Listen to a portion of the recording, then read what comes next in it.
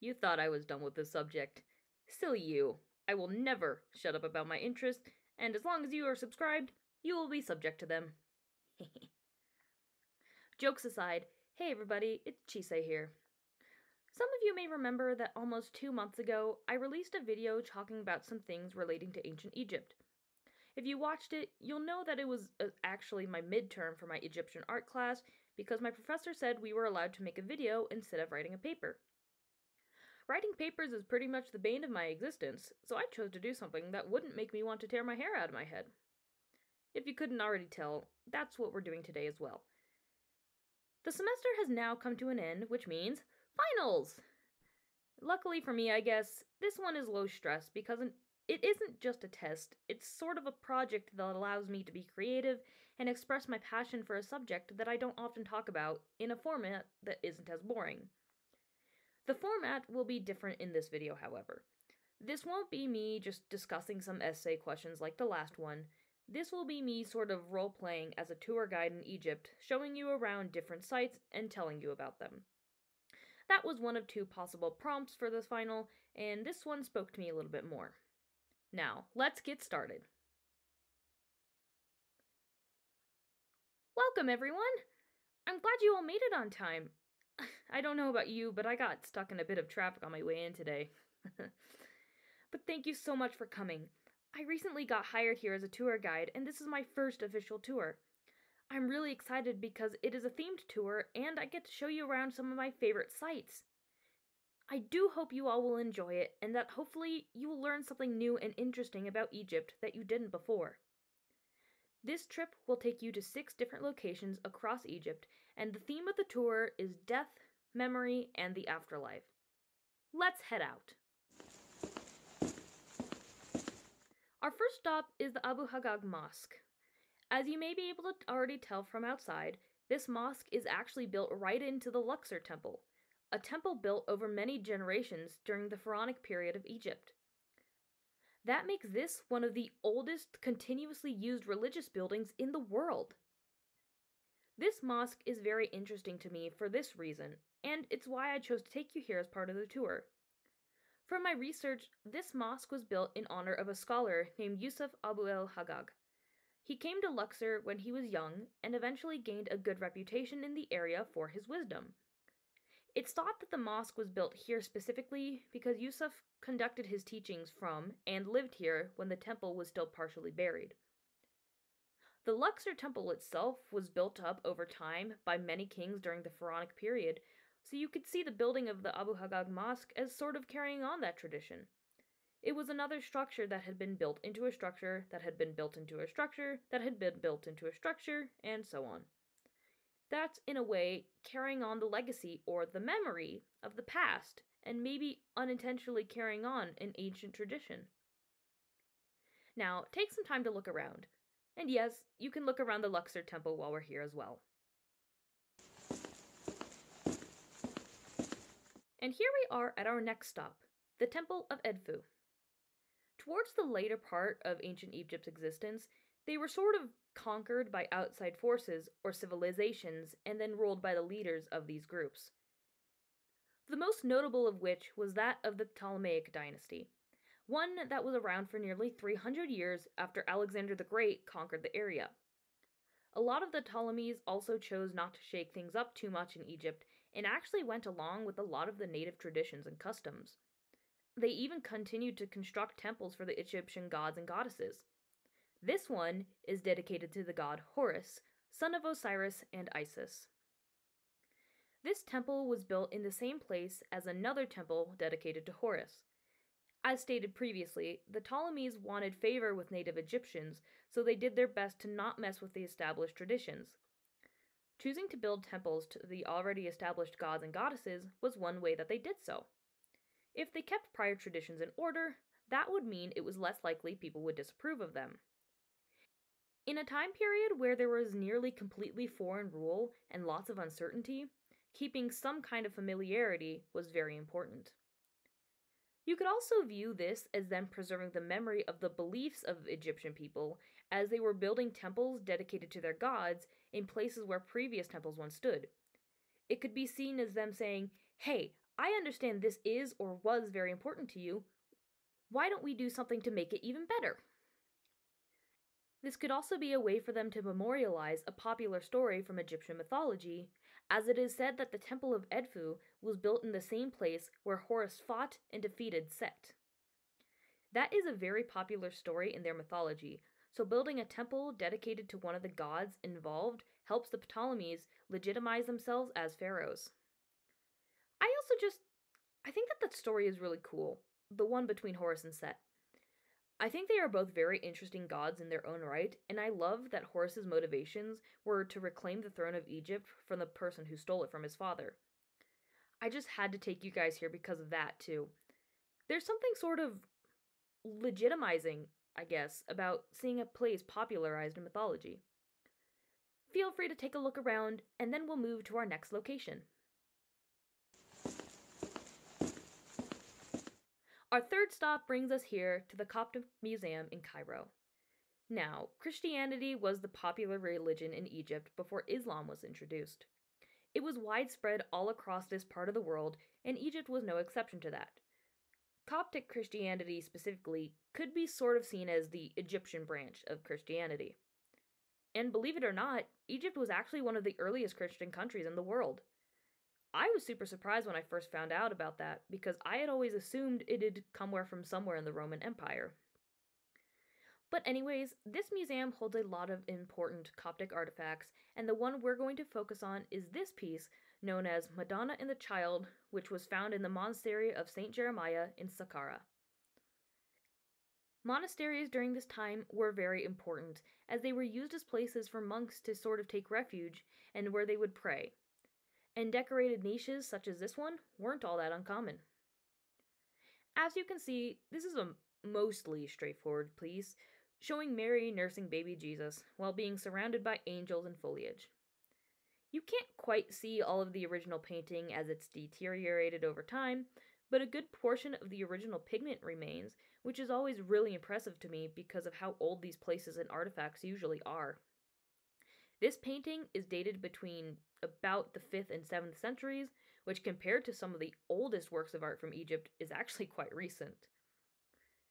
One interesting thing that sort of ties into the memory of previous pieces of art, there are some people who believe that this sort of motif is reminiscent of depictions of Horus being nursed by his mother Isis. I have some images in this book, but as you can see from several examples, the positioning is sort of similar. Granted, I guess there aren't a lot of ways one can hold their baby when nursing them, but some people do see similarities. Personally, I see similarities in the overall stiffness of the figures, as well as how Horus and Jesus are portrayed as having the bodies of toddlers. Is this all a coincidence? Potentially. But you could also see it as people of Egypt carrying over motifs from their older traditions into their newer art under new religious beliefs. I chose to take you here because I thought it would be interesting to see Christian artwork from a source we're unfamiliar with. Most of us are used to depictions from our own neck of the woods, so to speak, so I thought it would be cool to see depictions made by those from other cultures from centuries ago.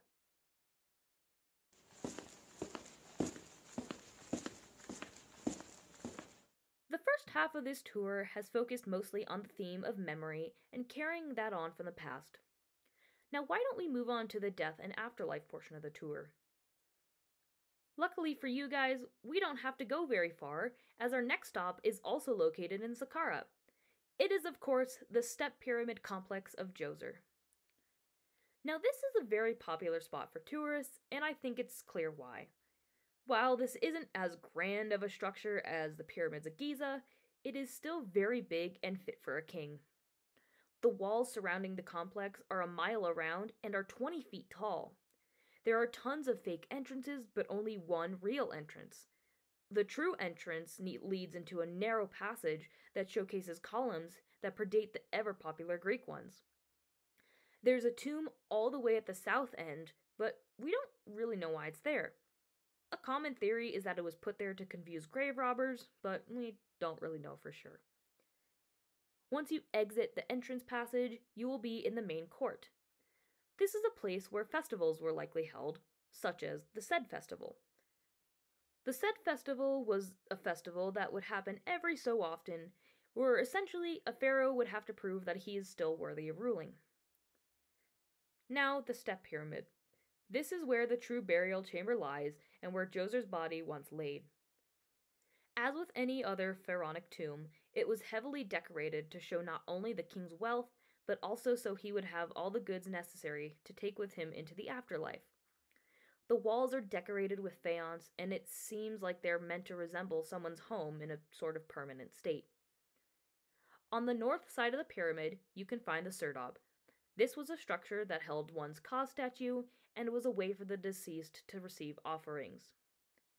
There was also a hole in the wall of the serdab, and this would allow the deceased's spirit to pass in and out of their tomb. All of this was a way to give the deceased a good journey into the afterlife. This and the rest of our stops on the tour will showcase how important death and the afterlife were to ancient Egyptian people. A lot of the evidence we have comes from those who were higher status individuals, but large efforts were made to give everyone an easy journey into the afterlife. The mummification process was exact in particular. People were buried with their belongings. They would have tombs and sarcophagi decorated with scenes of the gods. It was a very long, meticulous tradition, but was one that was widespread throughout the entire civilization, because if your mortal life wasn't all that great, you could count on your afterlife being much better. Now, I chose to take you here because, well, just look at it. It's massive and there's so much here. The Great Pyramids are cool, but an entire complex with courts, fake tombs, storage areas, and a pyramid? This is one of my favorite locations in Egypt in general because of how there's so much more to it than just that pyramid. I don't think I can even fully put into words why exactly I love this monument. I just love the scale of it. Now, on to the next location.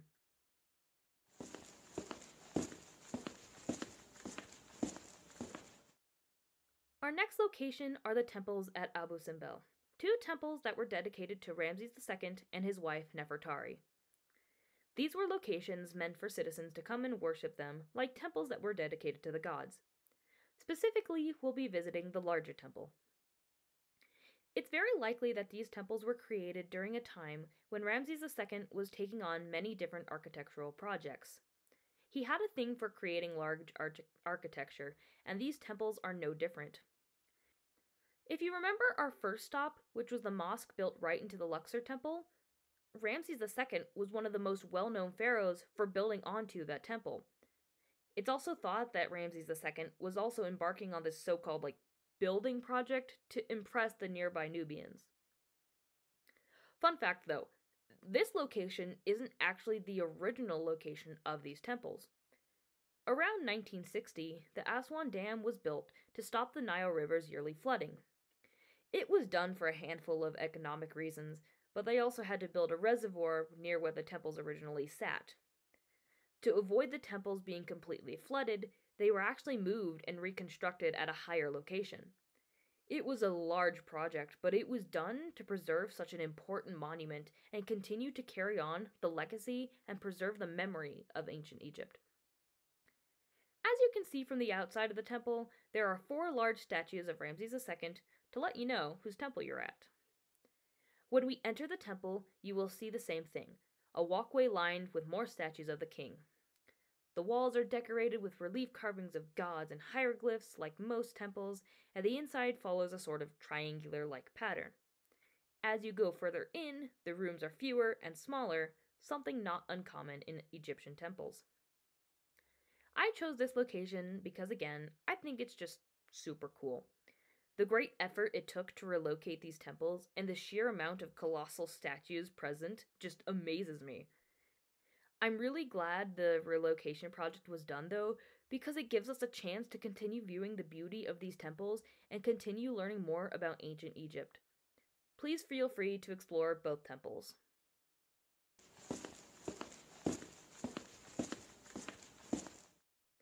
And here we are at the last location on the tour, and I have definitely saved the best for last. I want to thank you all for joining me on this tour, and I hope you have learned something. If anything was disjointed or felt unorganized, I do apologize. But thank you for sticking with me regardless, and again, thank you for joining me. Now for the grand finale of the tour, the Tomb of Tutankhamun. This tomb was first discovered in 1920 by the archaeologist Howard Carter. This massive, monumental discovery kicked off a near worldwide case of Egyptomania or Tutmania as people became absolutely obsessed with ancient Egypt. It has definitely died down over the years, but there are certainly still examples where the facade of Egypt is used, but it's just that, a facade. Honestly, the discovery of the tomb may have had a bigger impact on modern popular culture than it did on Egypt when it was originally built. Tutankhamun himself was the son of Akhenaten and was originally born under the name Tutankhaten. He came to the throne around age 9 and died around age 19. He restored the polytheistic religious beliefs that had been present before his father took the throne and moved the capital of Egypt away from Akhetaten or Amarna. But I'm sure you may know some of that already. Why don't we step inside the tomb and take a look at this timeless monument? As you can see, there are a lot of familiar decorations on the walls. Animals and Tutankhamun making offerings to the gods. Specifically, we can see Osiris, the god of the underworld and the afterlife, which makes sense to see in the tomb of a deceased pharaoh. It seems that this specific room is the only available one open to tourists, but I think it's absolutely beautiful. Any other artifacts that were originally found in the tomb are now in the museum in Cairo. This includes the famous funerary mask, as well as less famous items, such as the canopic jars. Now, another thing you might notice about this tomb is that it's actually quite small. When we think of other tombs and monuments, such as Hatshepsut's funerary temple or the Great Pyramids, those are structures that are what you would expect to have been built by a king. But something like this, with as many artifacts as there were, it doesn't seem like something a king would have chosen for himself. There is much debate as to why Tutankhamun's tomb is as small as it is, but one theory is that he died much earlier than people had expected.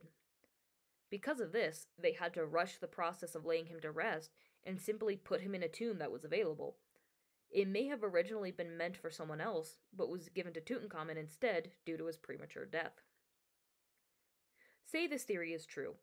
It shows how important death and the afterlife was to those living in ancient Egypt. When one of their beloved kings died, people did what they could to give him a proper burial and a resting place as fast as they could. They had traditions, and they had to do their best to adhere to those, even though they were very short on time. If the afterlife wasn't all that important, why would people have done their best to work with what they had for the burial of one of their kings? Again, it's just a theory, and we may never know for sure why King Tutankhamun's tomb is as small as it is. But the decorations and large amount of objects prove that the process of moving to the afterlife was something very important across many, many centuries of the civilization. Besides that, I just had to take you guys here because, it's the tomb of Tutankhamun. The discovery of this tomb is considered one of the greatest archaeological discoveries of all time, and it's probably why a lot of people gained an interest in ancient Egypt and Egyptology. It's definitely one of the reasons why I chose to become a tour guide in Egypt. I always wanted to come here, so I had to take you guys along with me. That brings us to the end of the tour. Again, I really hope you enjoyed it, and I apologize if things seemed too disjointed or I got too excited. Studying ancient Egypt has been one of my biggest passions for a very long time, and no matter how much time passes, I always get excited and giddy about the subject. I hope I was able to help you guys learn something new, and that you'll continue exploring and learning about this wonderful ancient civilization. I hope to see you all again. Alright, roleplay over. Real Chise is back. I hope you guys enjoyed this video and more of me ranting about ancient Egypt. This will definitely not be the last time I talk about the subject, so I hope it isn't too jarring. Like I just said at the end of the roleplay section, I love talking about things that I'm interested in or passionate about, and even if I don't get a lot of views or attention from this, I will still talk about ancient Egypt in the future. There's a lot left to learn, and I may want to share parts of that journey with you. If you enjoyed this video, feel free to check out my previous video on similar subject matter. Also, please suggest if there is anything specifically relating to ancient Egypt that you would want me to talk about. And to my professor, thank you so much. I absolutely loved this class, and I am actually kind of sad that it is over. This class renewed my passion and love for ancient Egypt, and I'm so glad I got to take it with a professor who was engaging, was willing to joke around, accepted us constantly getting behind, and tolerated me constantly asking questions. If I could take this class again, I absolutely would, because you helped make my experience amazing. Thank you so much, Summer. Again, I hope you guys all enjoyed, and I will see you in the next one. Psst, Precure people! Ancient Egypt themed fan series coming soon.